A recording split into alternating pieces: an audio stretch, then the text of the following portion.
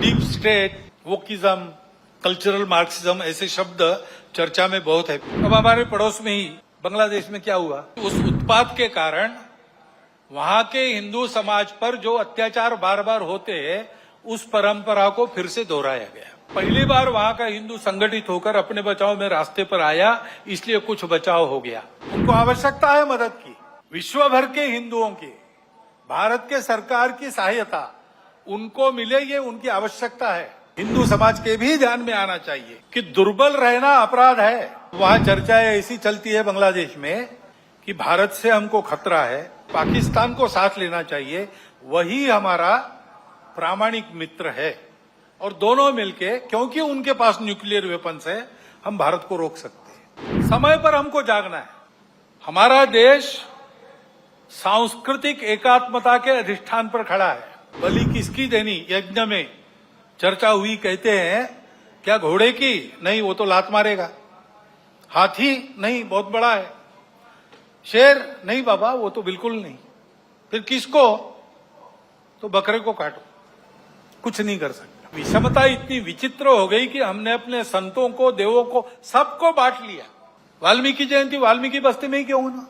अब हमारे पड़ोस में ही बांग्लादेश में क्या हुआ, उसके कुछ तात्कालिक कारण और पहलू है, ये बात ठीक है, लेकिन इतना बड़ा उत्पात तो उससे नहीं होता।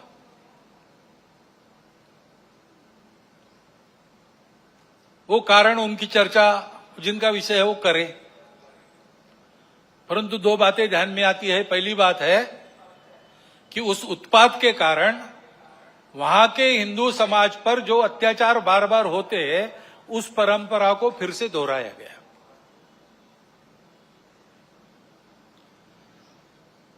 पहली बार वहां का हिंदू संगठित होकर अपने बचाव में रास्ते पर आया, इसलिए कुछ बचाव हो गया। परंतु कहीं कोई गड़बड़ हो, दुर्बलों पर अपना गुस्सा निकालने की ये जो कट्टरपन की प्रवृत्ति है, वो प्रवृत्ति जब तक वहां विद्यमान है तब तक वहां के हिंदू क्या, वहां के सभी अल्पसंख्यक, उनके सर पे खतरे की तलवार लटकी रहेंगी। उनको आवश्यकता है मदद की। विश्व भर के हिंदुओं की भारत के सरकार की सहायता उनको मिले, ये उनकी आवश्यकता है। परंतु इससे ये ध्यान में आता है और ये ध्यान में आना चाहिए, हिंदू समाज के भी ध्यान में आना चाहिए कि दुर्बल रहना अपराध है। हम अगर दुर्बल है, असंगठित है, तो उसका मतलब हम अत्याचार को निमंत्रण दे रहे हैं। निमित्त कुछ नहीं चाहिए, हम दुर्बल है, यह निमित्त पर्याप्त है। और इसलिए जहां कहीं भी हम हैं वहां संगठित रहना, सशक्त रहना, किसी से शत्रुता नहीं करना, हिंसक नहीं बनना, योगदान देने वाले बनना, परंतु इसका अर्थ दुर्बल रहना नहीं, अशक्त रहना नहीं। इसको हमको करना ही पड़ेगा। लेकिन दूसरी बात है हमारे सबके ध्यान देने की। अब वहां चर्चाएं ऐसी चलती है बांग्लादेश में कि भारत से हमको खतरा है और भारत से खतरा है इसलिए पाकिस्तान को साथ लेना चाहिए, वही हमारा प्रामाणिक मित्र है और दोनों मिलके, क्योंकि उनके पास न्यूक्लियर वेपन्स है, हम भारत को रोक सकते हैं। जिस बांग्लादेश के निर्माण में भारत की पूरी सहायता हुई, जिस बांग्लादेश के साथ भारत ने अब तक कोई वैरभाव रखा नहीं, आगे भी नहीं रखेंगे, उस बांग्लादेश में ये चर्चाएं हो रही है। ये चर्चाएं कौन करा रहा है? ऐसे वर्णन, नैरेशंस वहां पर चले, ये किन किन देशों की हित की बात है? ये तो देखने वाले, सोचने वाले समझते हैं, नाम लेने की आवश्यकता नहीं। हमारे देश में भी ऐसा हो, ये इच्छा है, क्योंकि भारत बड़ा बनेगा तो सब स्वार्थ के दुकान तो बंद हो जाएंगी और इसलिए भारत का यह सामर्थ्य न बने, ऐसे उद्योग चल रहे हैं। Deep state, wokeism, cultural Marxism ऐसे शब्द चर्चा में बहुत है। पिछले साल भी मैंने उल्लेख किया था। कुछ लोगों ने कहा था कि अपने यहां तो है ही नहीं। ऐसा नहीं है, अपने यहां है, बहुत पहले से है। क्योंकि केवल भारत नहीं, सभी सांस्कृतिक परंपरा के विरुद्ध ये विचार जाता है। परंपरा से दुनिया में कहीं भी कोई भी समाज जीवन में जो मंगल है, भद्र है, ऐसा मानता है, उसको ध्वस्त करना ये इनके कार्य प्रणाली का अंग है। और ये करने के लिए पहला सूत्र उनका होता है इन्वेड द इंस्टीट्यूशंस, संस्थाओं को कब्जे में लो। शिक्षा संस्थान है, विद्यापीठ है, शिक्षा व्यवस्था है, माध्यम है, बौद्धिक जगत है, इन सब पर अपनी पकड़ कायम करके उनके द्वारा समाज में विचारों की विकृति का प्रसार करना, विचारों को बिगड़ना, अपनी परंपरा के प्रति, अपने स्वत्व के प्रति अश्रद्धा से उत्पन्न करना। हम ही अपने लोगों को गाली दे, हम ही अपने बातों को तुच्छ माने, उनकी लज्जा करें, इस प्रकार का वातावरण पैदा करना। इतना बड़ा समाज है, उसकी कई विविधताएं हैं, उन विविधताओं को अलगाव में परिवर्तित करना। नहीं है वहां कोई जबरदस्ती विविधता आरोपित करके हम विविध है इसलिए हम अलग है, हम विविध है इसलिए हम एक नहीं है, हमारे स्वार्थ अलग है, ऐसा नैरेशन देना।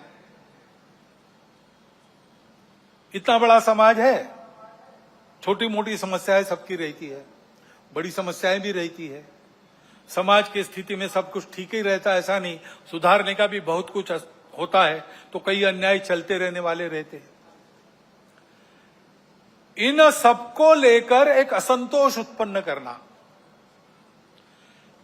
संघर्ष उत्पन्न करना, टकराव की स्थिति उत्पन्न करना, लोगों को उग्र बनाना, व्यवस्था, कानून, सत्ता, प्रशासन, इन सब के प्रति अश्रद्धा, अनादर का व्यवहार सिखाना,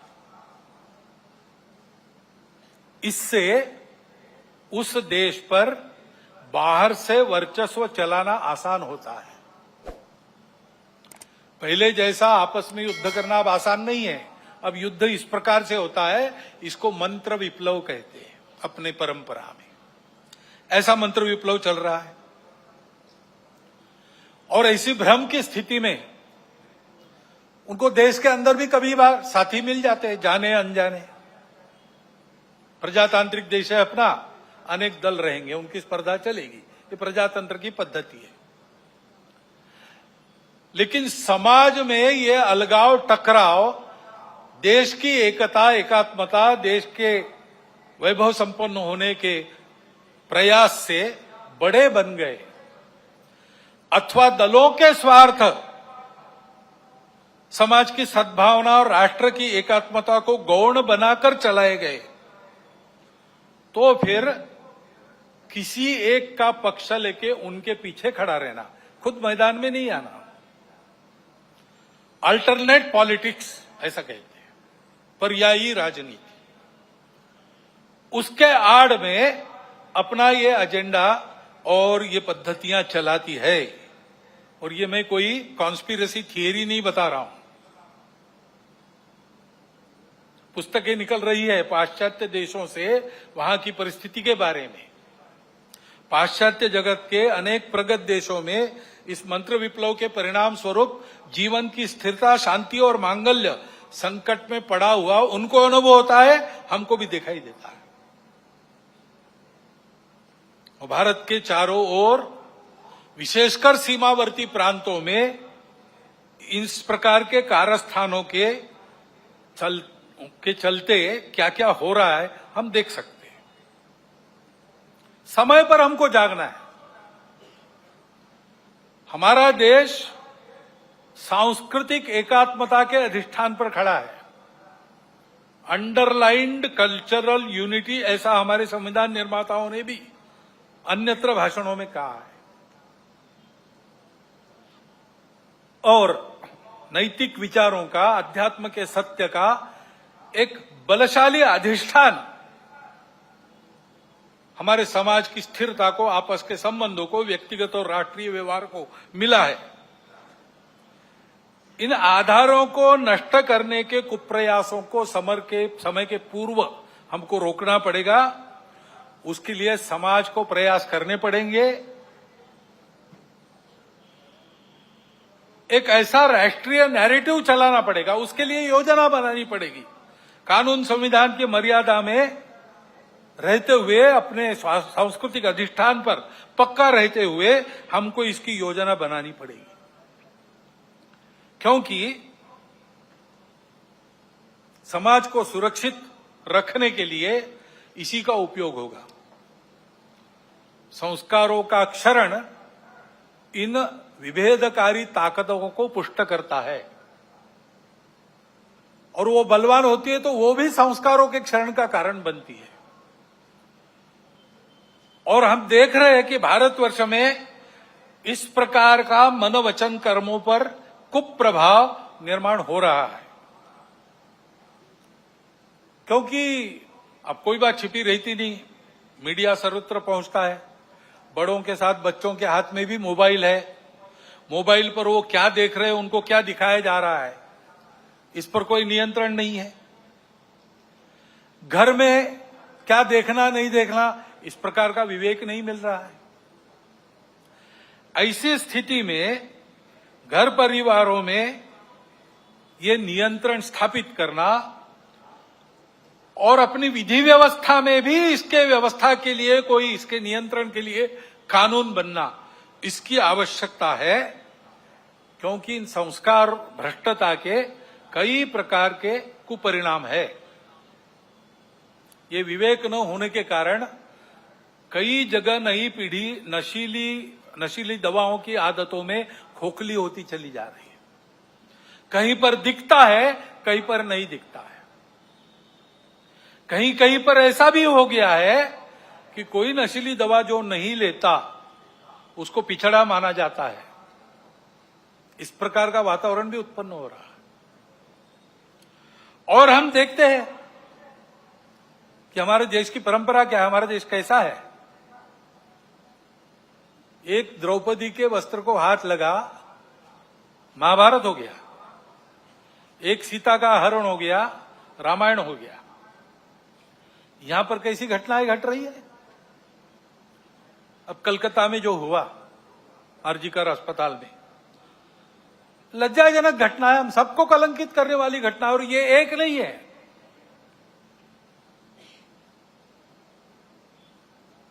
घटनाएं होती है, उसका नियंत्रण वगैरह करना। जैसे वहां खड़े हो गए समाज के सब लोग डॉक्टर लोगों के साथ, घटना होने ही नहीं देना, इसलिए चौकन्ना रहना चाहिए, सुरक्षा देनी चाहिए। परंतु होने के बाद भी वहां जिस प्रकार से टालमटाल का प्रयास हुआ, अपराधियों को संरक्षण देने का प्रयास हुआ, ये जो अपसंस्कृति फैली है, उसके साथ अपराध और राजनीति का जो गठबंधन हो गया है, उसके ये परिणाम है। हमारी सांस्कृतिक देन है ये दृष्टि जो कहती है मातृवत परदारेश, पराई स्त्री माता समान है, जिनसे प्रबोधन प्राप्त होता है परिवार में, अपने परिवार के जनों से प्राप्त होता है, और माध्यमों के द्वारा जाने अनजाने समाज इनसे ग्रहण करता है। वहां यह भान रहना चाहिए कि हम क्या परोस रहे। वहां अगर इसका भान नहीं रहा, इन मूल्यों का तिरस्कार हुआ, उपेक्षा हो गई, तो फिर वो महंगा पड़ेगा। और इसलिए वहां पर इसका भान रहे और मूल्यों का प्रबोधन हो, इसके लिए हमको व्यवस्था करनी पड़ेगी। ये जो परिस्थिति सारी चल रही है, उसमें हम देखते हैं कि सारे खतरे संस्कार भ्रष्टता के कारण और आपस में अलगाव की हवा बहती है, उसमें बह जाने के कारण देश में सर्वत्र, आप देखिए, सीमा से लगे पंजाब है, जम्मू कश्मीर है, लद्दाख है, समुद्री सीमा पर केरल है, तमिलनाडु है, और बिहार से मणिपुर तक पूरा पूर्वांचल है, अस्वस्थ है। मूल कारण यही है इन प्रदेशों में ये सारी परिस्थिति उपस्थित है। और फिर ये भी हम देखते हैं कि कट्टरपन को उकसाकर उपद्रव किए जाते हैं, ये भी परिस्थिति है। बहुत सारे असंतोष के कारण इतने बड़े समाज में हो सकते हैं। ट्रैफिक जाम हो गया तो वो भी असंतोष का कारण बनता है। असंतोष को व्यक्त करने के रास्ते भी हमारे संविधान ने बताए। प्रजातांत्रिक रीति से हमको जो अच्छा नहीं लगता उसका विरोध हम कर सकते हैं, करना भी चाहिए। अगर अपने को अच्छा नहीं लगता चुप रहो, ऐसा कोई नहीं कह सकता। परंतु उसकी एक पद्धति है, उसका पालन होना चाहिए। उसको ताक पर रखकर कानून संविधान को छोड़ते हुए कहीं किसी ने कुछ किया, पूरे समाज को जिम्मेवार मानकर ये जो उपद्रव होते हैं, इसको असंतोष के जगह गुंडागर्दी करना ज्यादा अच्छा है। ये गुंडागर्दी होती है और कहीं कहीं ये हो जाती है समाज के कट्टर स्वभाव के कारण, अथवा कहीं कहीं इसको कराया जाता है। कभी कभी समाज करता नहीं, उपद्रव करने वाले आके करके चले जाते हैं। पूज्य बाबा साहब आंबेडकर साहब ने इसी के प्रति हमको सचेत किया था। संविधान समिति ने जब संविधान अर्पण किया, संसद में बाबा साहब के 2 भाषण हुए, उसमें एक में उन्होंने उल्लेख किया है, इन बातों को उन्होंने ग्रामर ऑफ अनार्की, अराजकता का व्याकरण कहा है। अब ये इशारा हमको मिल चुका है, हम लेकिन ऐसा करते हैं। अभी गणेश उत्सव के पथराव विसर्जन के जुलूसों पर हुआ, क्यों हुआ? कोई कारण नहीं था। ऐसी बातों का नियंत्रण त्वरित करना प्रशासन का काम है। कहीं करते हैं, कहीं थोड़ी ढिलाई भी दिखती है, परंतु प्रशासन आते तक तो समाज को भुगतना पड़ता है। तो इसलिए समाज को तैयार रहना चाहिए, सावधान रहना चाहिए, तैयार रहना चाहिए। गुंडागर्दी नहीं चलने देनी है। गुंडागर्दी को किसी का सैंक्शन नहीं है, और गुंडागर्दी किसी की भी हो वो क्षम्य नहीं है। अपना और अपनों का प्राण और चीज वस्तु, इसकी रक्षा करना ये अपना अधिकार है, मूलभूत अधिकार है। बातें प्रशासन को, पुलिस को करनी है, उनको ही करनी देनी चाहिए। उनके आते तक अपने प्राण को बचाना, अपनों के प्राणों को बचाना, ये अपना अधिकार है। उसके लिए समाज को सजग रहना पड़ेगा। सजगता से होगा ही नहीं, हो गया तो सन्नद्ध भी रहना पड़ सकता है। भाई वर्णन सारा किसी को लड़ाने के लिए नहीं कर रहा हूं, डराने के लिए भी नहीं कर रहा हूं। ये परिस्थिति है, दूसरी भी है, अच्छी परिस्थिति भी है, अच्छी बातें भी हो रही। हमको इस परिस्थिति में से जाना है, और इसलिए क्योंकि हम सबकी इच्छा है अपना देश एकात्म हो, सारे झगड़े समाप्त हो, अपना देश बड़ा बने, सबकी इच्छा है, सबका कर्तव्य भी है। और इसलिए समाज की एक विशिष्ट प्रकार की स्थिति चाहिए, विशिष्ट दिशा में प्रयासों की आवश्यकता रहती है। समाज स्वयं जगता है, अपना पुरुषार्थ करता है, तब महापुरुष, संगठन, संस्थाएं, प्रशासन, शासन, ये सब सहाय्य कार्य होते हैं। समाज की स्वस्थ स्थिति से सारे उपद्रव टल जाते हैं। जैसे इम्यूनिटी कम होने के बाद रोग आते हैं, स्वस्थ अवस्था शरीर की ढलती है, बीमारियां बाद में घेरती है, और बीमारियां भी स्वस्थता को नष्ट करती है। और इसलिए यह स्वस्थ अवस्था समाज की सशक्त अवस्था, यानी समाज की संगठित अवस्था है। समाज को सशक्त रहना चाहिए, संगठित रहना चाहिए, क्योंकि दुर्बलों की परवाह देव भी नहीं करते। अश्वम नैव गजम नैव व्याघ्रम नैव च नैव च, बलि किसकी देनी यज्ञ में चर्चा हुई। कहते हैं क्या घोड़े की? नहीं, वो तो लात मारेगा। हाथी? नहीं, बहुत बड़ा है। शेर? नहीं बाबा, वो तो बिल्कुल नहीं। फिर किसको? तो बकरे को काटो, कुछ नहीं कर सकता। देवो दुर्बल घातका। और इसलिए इस स्वस्थता को, संगठित को उत्पन्न करने के लिए संपूर्ण समाज में कुछ विषय हम शताब्दी वर्ष के पश्चात ले जाएंगे। अभी 1.25 साल शुरू हुआ है, वो पूरा होगा 1925 में। उसके बाद साल भर शताब्दी वर्ष का कुछ चलेगा। उसके बाद समाज में हम विषय लेने जाने वाले हैं। समाज के स्वस्थ स्थिति की पहली शर्त है सामाजिक समरसता और सद्भावना। इसके बिना संगठन संभव नहीं। और इसलिए इन बातों को ले जाना है। लेकिन ये बात ले जानी है, कार्यक्रम ले जाने से नहीं होता। कुछ प्रतीकात्मक कार्यक्रम कर लिए तो समरसता सद्भावना नहीं आती है। व्यक्तिगत स्तर पर, पारिवारिक स्तर पर काम करना पड़ता है। समाज के सभी वर्गों में व्यक्तियों की और कुटुंबों की मित्रता होनी चाहिए। मैं जितने दायरे में घूमता हूं, फिर काम करता हूं, वहां के सब प्रकार के रहने वालों में मेरे मित्र होने चाहिए। मेरे परिवार के मित्र कुटुंब वहां सब प्रकार के रहने वालों में होने चाहिए। भाषा विविध है, पंथ संप्रदाय विविध है, खान पान रीति रिवाज सब अलग अलग होने के बाद भी ये कुटुंबों की और व्यक्तियों की मित्रता, यही समाज में समरसता लाती है। प्रबोधन करने के लिए बाकी सब काम आता है, आचरण करने के लिए ये प्रत्यक्ष मित्रता चाहिए। और जहां जहां लोगों को समझाना संभव है, अपनी इतनी साख है, वहां समझा के पर्व त्योहार सबके होने चाहिए। ये विषमता इतनी विचित्र हो गई कि हमने अपने संतों को, देवों को, सबको बांट लिया। वाल्मीकि जयंती वाल्मीकि बस्ती में ही क्यों हो? वाल्मीकि ने रामायण तो पूरे हिंदू समाज के लिए लिखा। तो भगवान वाल्मीकि की जयंती सब मिलके मनाए, भगवान रविदास की जयंती सब मिलके मनाए। सारे पर्व त्योहार मिलके पूरा हिंदू समाज करे, सहभागी हो, बाहर से सहभागी हो, अंदर जाकर सहभागी हो। ये सहभागिता चाहिए। और समाज के श्रद्धा के या उपयोग के जो केंद्र होते हैं, मंदिर है, पानी है, स्मशान है, वो सबके लिए खुले चाहिए, ऐसा वातावरण चाहिए। ये हमको करना पड़ेगा। इसको लेकर हम समाज में जाएंगे। अपने समाज में अनेक जाति वर्ग है, उनका अपना अपना नेतृत्व है। उस नेतृत्व के हाथ में संस्थाएं हैं, उन संस्थाओं के द्वारा उन जाति वर्गों का संचालन होता है, अच्छी तरह होता है।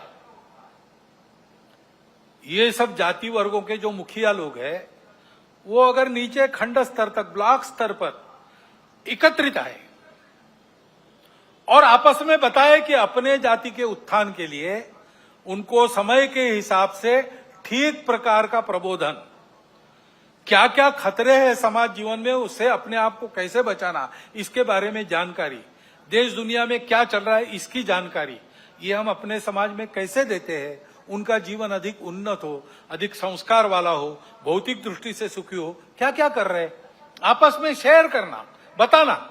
कल्पनाएं मिलती है अन्य लोगों को प्रयास करने के लिए। लेकिन इनके साथ और 2 विषयों की चर्चा करना। अपने अपने जाति वर्ग के लिए हम ये सब कर रहे हैं, बहुत अच्छी बात है, परंतु हम सब मिलकर अपने उस खंड में समाज की कौन सी एक समस्या है जो हम उठाकर अपने बलबूते उसको ठीक कर सकते हैं। पूरे समाज की कोई समस्या, हर 2 महीने बैठते तो 2 महीने में एक कोई समस्या उठाकर उसको ठीक करना, सबने मिलकर तय करना, इसको हम हाथ लगाएंगे, इसको हम ठीक करेंगे। और दूसरा ये तय करना कि हम सब जाति वर्ग यहां रहते हैं, हम मिल रहे हैं, वो हम में जो दुर्बल जाति है उसके लिए हम सब मिलकर क्या कर सकते हैं। ऐसी एक बैठक में मैं था, वह वाल्मीकि बंधु थे, उन्होंने खड़े होकर बताई अपनी समस्या। हमारे बच्चों के लिए विद्यालय नहीं है, सरकारी विद्यालय चलता नहीं है, प्राइवेट विद्यालय हमको पुराता नहीं है, बच्चे कहां पढ़े। तो वहां राजपूत समाज के लोग बैठे थे, खड़े हो गए, उन्होंने कहा आपकी बस्ती तो हमारी बस्ती को लगकर है। उनका है, बोले हमारा स्कूल है, 20% लोगों को हम लेंगे, बिना फीस के पढ़ाएंगे। और वो काम शुरू हो गया। समाज में विभिन्न जाति वर्गों के लोग बैठकर नियमित इन 3 विषयों का विचार अगर करते हैं तो समाज में सद्भावना नहीं रहेगी तो क्या रहेगा, और कौन उस सद्भावना को तोड़ सकेगा। क्योंकि सब जानते हैं कि हम अपना भी विचार करते हैं, सबका भी विचार करते हैं, हम सब एक दूसरे से लगे हैं, हमारे संबंध है। ये करना पड़ेगा, इस बात को लेकर हम जाएंगे।